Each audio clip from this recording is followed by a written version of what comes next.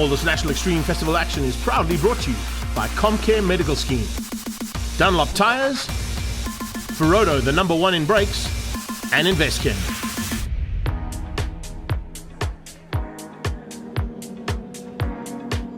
Welcome to round 2 of the Extreme Festival here at Zwartkops, the home of the Extreme Festival. And have we got an action-packed weekend of racing here this weekend? Kicking things off, of course, we're going to see amazing racing coming from Global Touring Cars and the GDC Super Cup. InvestChem Formula 1600s are here as well, and we're about to see what's going to happen in the third round of the CompCare Polo Cup Championship. They started at Kyalami, they've been down to Cape Town, and they're back at the home of Extreme Festival. And there's a couple of Extreme Festival and Zwartkops specialists, particularly, that are going to be looking to be at the front end of this battle as they continue the war for 2023's championship.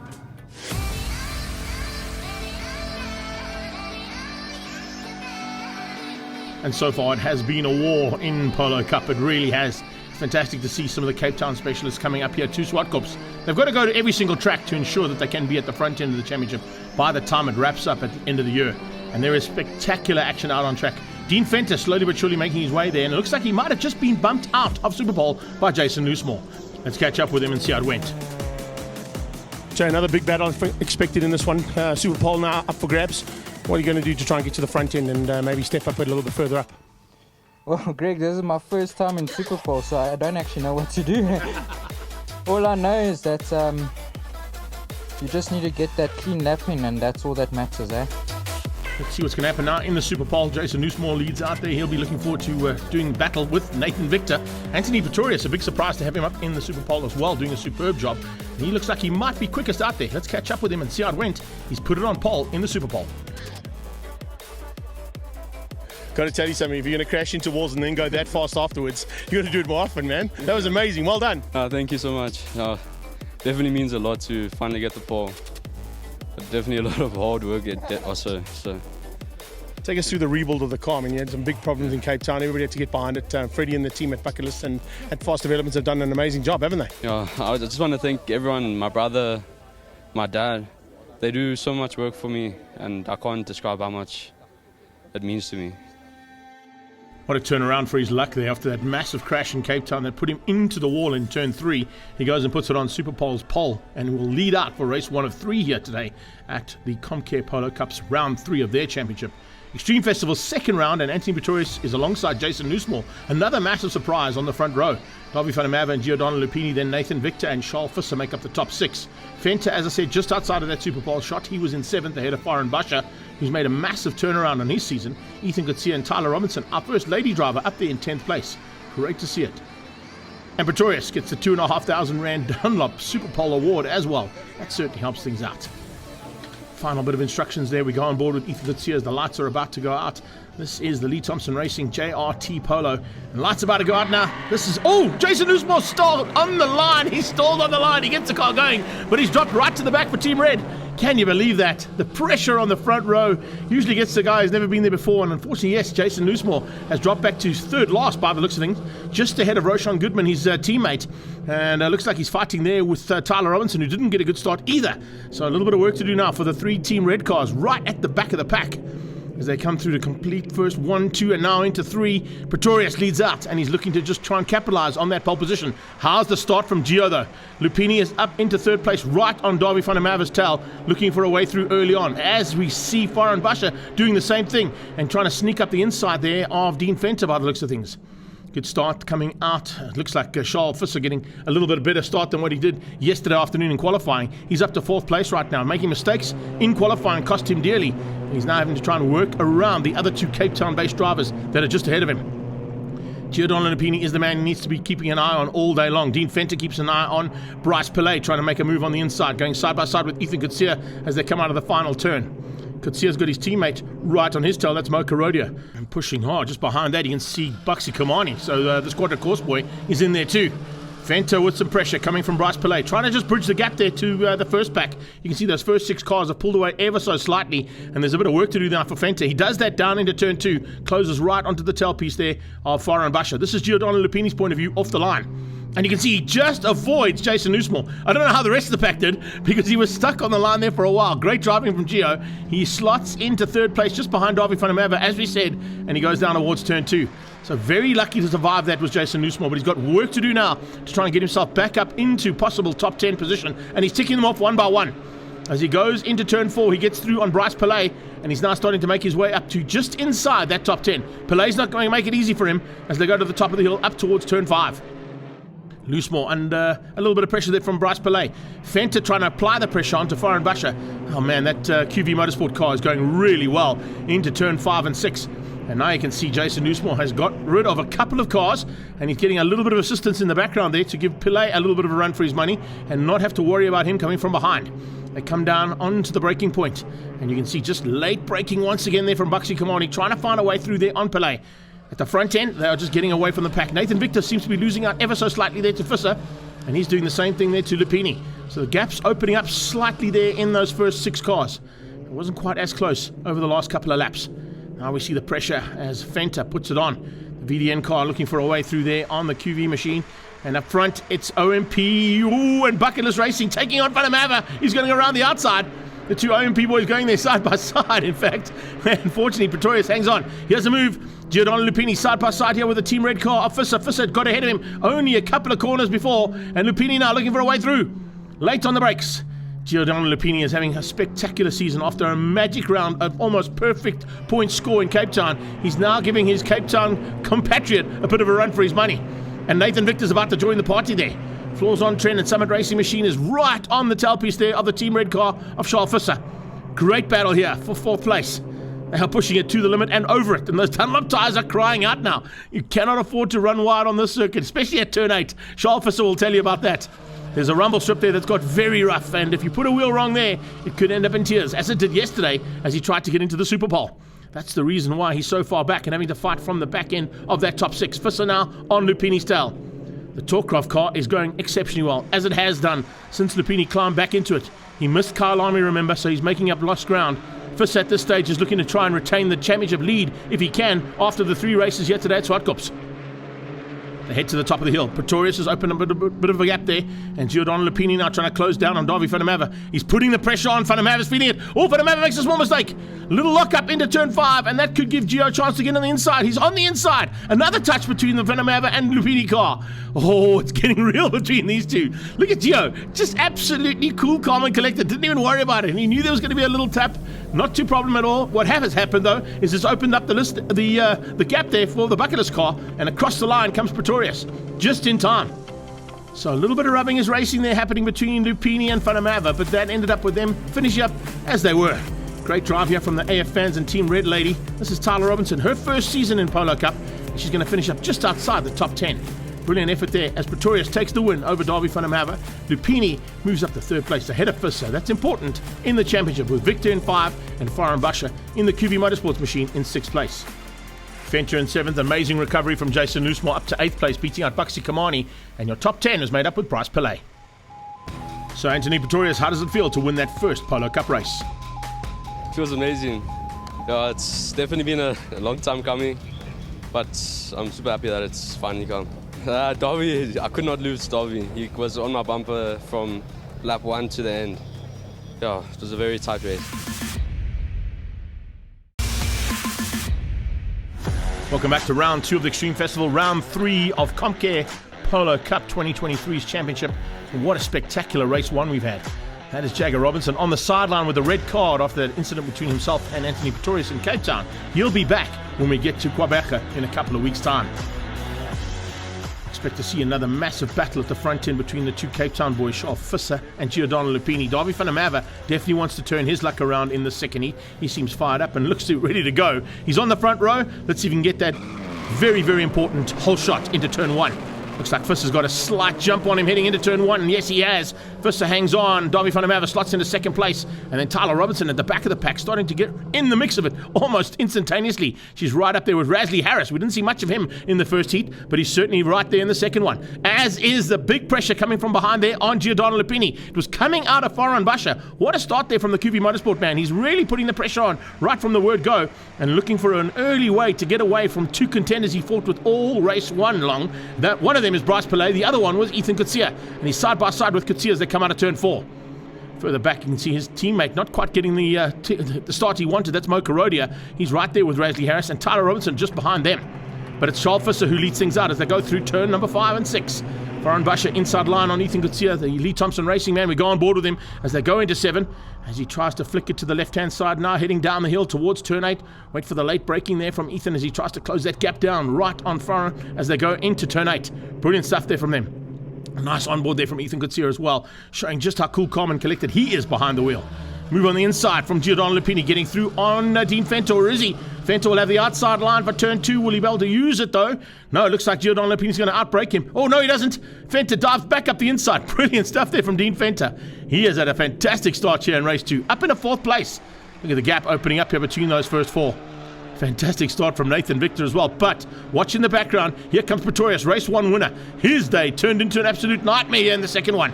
He made a couple of mistakes early on and he's dropped into the pack there. Loosemore and him getting sideways. Oh, and Jason Loosemore rubbing there with the race 1 winner. Remember, those two were on the front row for the first heat and they're now fighting for about 8th place. And it's Loosemore versus the bucketless racing car Pretorius. Team Red Racing, Jason Loosemore sideways into turn 5. And he's all over the back of Pretorius trying to come back at him. Fantastic bit of race action there between the two of them. I'll definitely be having a chat about that, I'm sure, afterwards. But I don't think there was any ill intent in that. It's a matter of just a racing incident there through turn 5 and 6.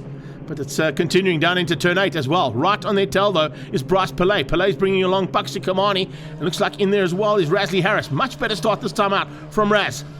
In the background, there's a dive on the inside from Tyler Robinson, looking for a way through there on Mo Karodia. They are very, very close.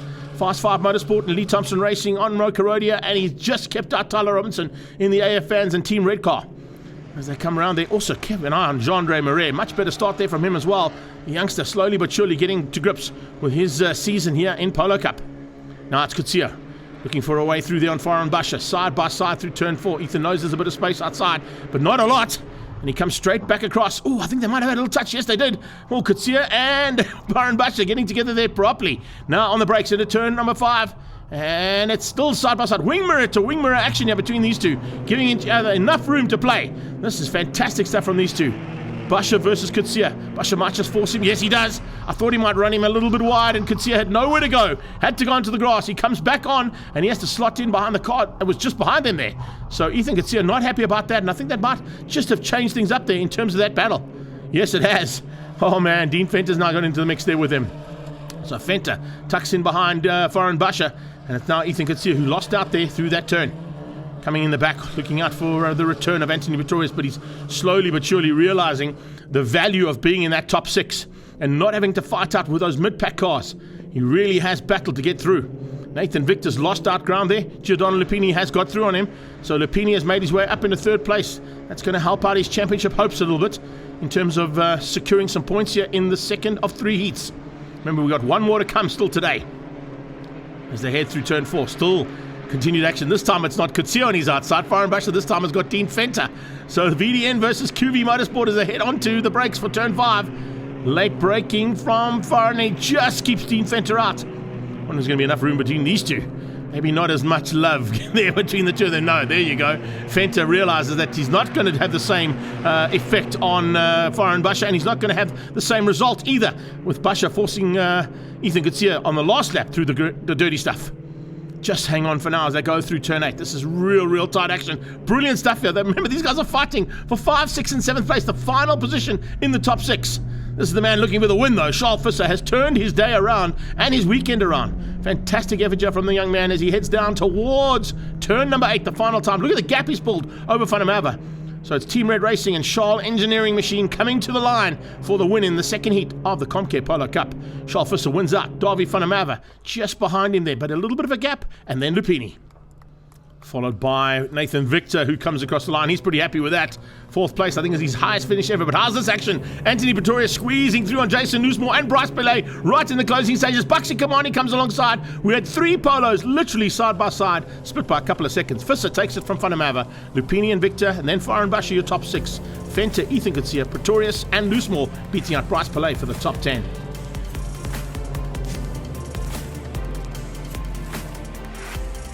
Let's catch up now with race 2 winner Charles Visser from Team Red Racing.